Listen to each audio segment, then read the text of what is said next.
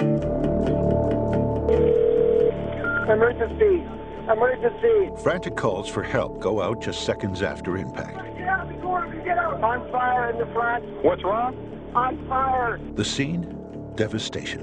Collision! Emergency! Emergency! Emergency! Major collision! Crushed train cars, a huge fireball, plumes of smoke. Many injuries. Major collision. Got a lot of injuries. He says he's got a lot of injuries. On fire. This is chaos. Yeah, just chaos over here. We're in Chatsworth right now, the northwest end of the San Fernando Valley. This is a Metrolink and a freight train that have somehow collided here. People screaming and yelling, and people were bleeding. It's California's worst train disaster ever. One of the worst in U.S. history. 25 people killed, more than 150 hurt. Most of us now know an engineer texting at the controls of the train caused the disaster. But there is a deeper root cause.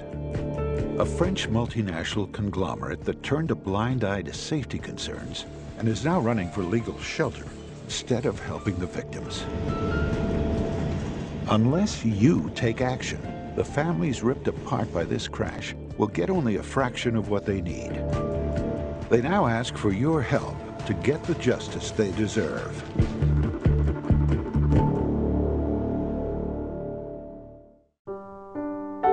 Rachel Mafia dreamed of being a business owner and doctor. And she was on her way to achieving it. She was studying in Los Angeles on a Rotary scholarship. Just 2 days from finishing her program, when she boarded Metrolink 111 at Union Station. So I remember getting on the train, and then it started moving. And then what happened afterwards, I don't remember. She doesn't remember the impact that catapulted her inside the car and sent her into flaming wreckage, snapping her ankle, ripping off her leg muscle, burning her shoulder to the bone, tearing her cornea, and shattering her skull, so badly that rescuers could see her brain inside her head. I'm reading that. Today, Rachel is a different person. It seeks a higher... Doctors had to remove part of her brain. Now the words don't come as quickly, and the emotion is still raw. Sometimes I just love to cry. I just want to cry to remove the pain that I've been going through. And she'll require constant care. She can't make decisions for herself. You have to explain things several times for her to actually understand the information you're giving her, if she hasn't heard it before. The road ahead is filled with more surgeries, more pain, but mostly uncertainty. Her dreams of graduating the medical school where she was accepted are gone. Her once sharp mind now confused. And her skin is branded forever with the scars of Metrolink 111.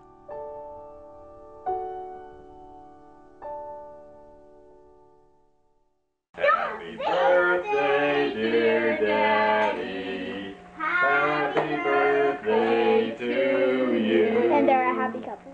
56-year-old Doyle Saucer was an entrepreneur, CPA, and MBA. But none of those titles mattered nearly as much as the titles dad and husband. Thanks so much for being the best dad ever. The best. You're the best. Doyle rode the Metrolink to work almost every day, usually a Wall Street Journal and Bible in hand. On September 12th, he took an early train to get home in time to help with a dinner party. The phone rang and a friend said, you know, Claudia, there was really a horrible train crash.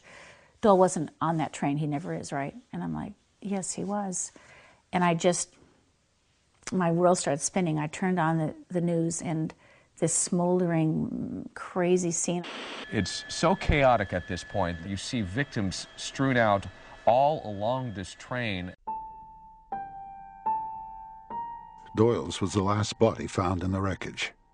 It wasn't until the next day his family found out he was gone. It's not like they had cancer and you were holding their hands and saying, goodbye, I love you, tell me the last advice you have. You know, it's just like, boom. You go from happy and planning life and moving through it to you hit a brick wall. Many difficult times. Most important. Daughter Mackenzie clings to the letter her dad wrote her just days before the crash. She found out he died on her 13th birthday. Mackenzie, we are so blessed to have you in our family. It is our pleasure to see you grow up and be such a blessing to others. For me, I don't get to have my best friend and my role model. I mean, he was all of our best friends. He was everybody's best friend. He was just such a great guy. The Sousers cling to their faith in God, but worry about the future. Now each day is a struggle to get by and to fill the void left by the man who gave them everything.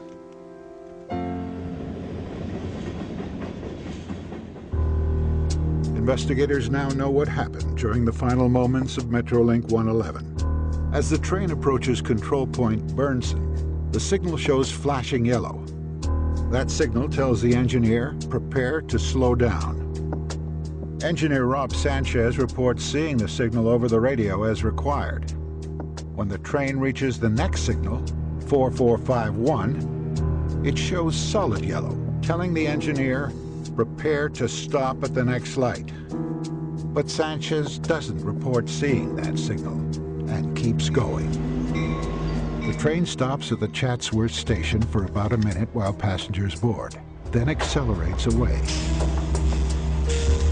At 4:21 and 3 seconds, Sanchez receives a text message. Up ahead at control point Topanga, the light shows solid red, telling the engineer to stop the train. Sanchez never reports seeing the signal.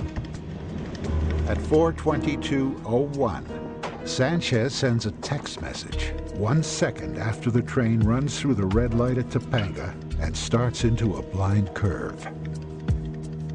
The train, traveling 42 miles per hour, is now on a collision course with a Union Pacific freight train traveling the opposite direction at 41 miles per hour.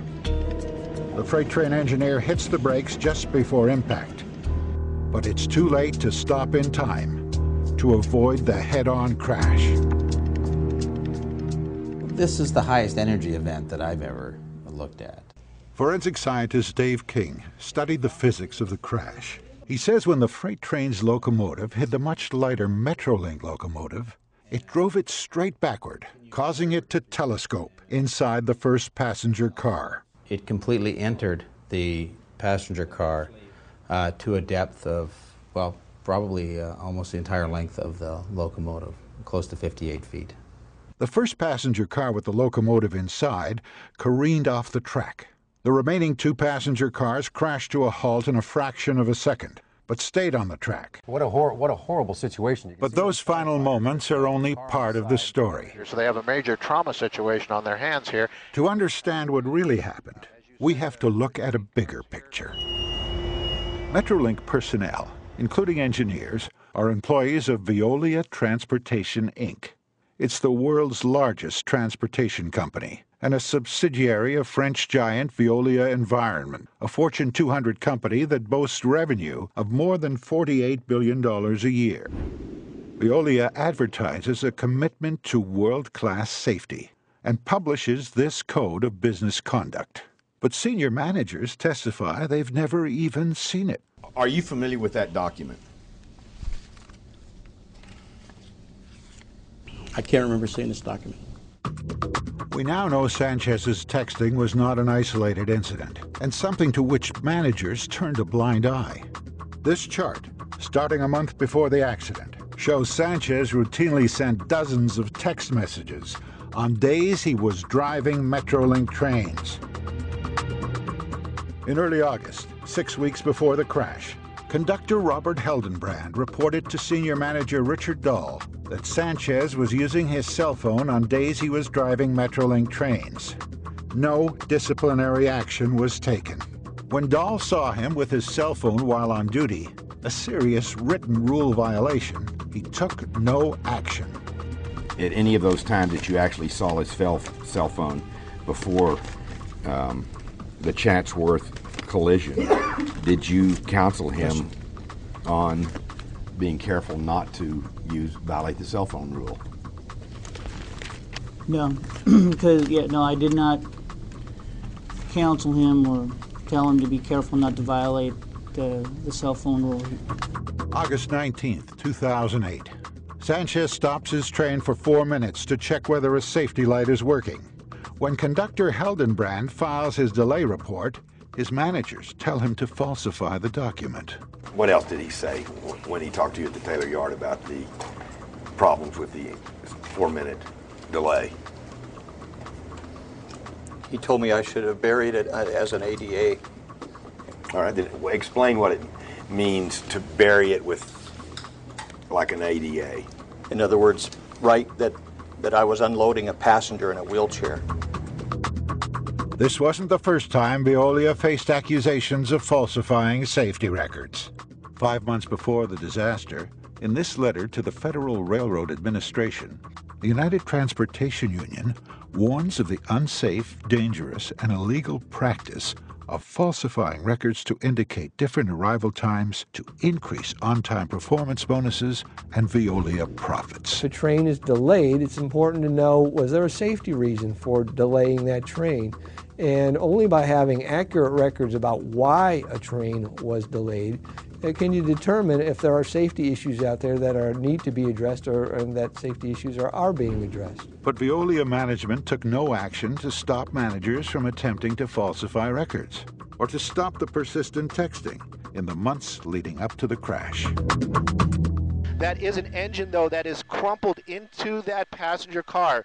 So this is actually a very, very traumatic crash. The true cost of this disaster won't be realized for years. But one retired judge estimates damages of more than $500 million. Attorneys for the victims think it could be more than $600 million. But that's impossible for the families to collect. Section 28103 of U.S. Code Title 49 caps the total damages paid in any single railroad incident at $200 million. The cap was put in place as a way of ensuring that Amtrak, which is a government-run passenger railroad system, would not be subject to higher liability costs. And now, Veolia wants to use that law to shelter itself and put the burden on U.S. taxpayers. Consider this study by the U.S. Department of Transportation. It estimates the statistical value of saving a human life at $5.8 million. Multiply that by the 24 victims killed in the crash, and the estimated compensation for the families of those killed is $139 million. Under the cap, that leaves just $61 million for the remaining 150 injured victims, much less than they need to pay for medical bills and lost wages. Yet Veolia has the capacity to pay millions more without affecting its operations. If the cap remains in place, victims like Rachel Mafia will get only half, maybe even a third, of what she needs to pay for surgeries, all of her past medical bills, and a lifetime of care. And Claudia Saucer will get a fraction of what she needs to take care of her children on her own. The victims of Metrolink 111 ask you to help retroactively lift the $200 million cap so they can receive the compensation they deserve. Doing so will not expose Amtrak or any government entity. And it's happened before. In 2002, a train derailed in the little town of Minot, North Dakota. It spilled a load of anhydrous ammonia, creating a toxic cloud over the town. Congress used its power to retroactively change the law and get victims their full damages. The victims of Metrolink 111 deserve the same justice. Nearly 2 years after the crash, faded crosses still mark the place where 25 Americans lost their lives.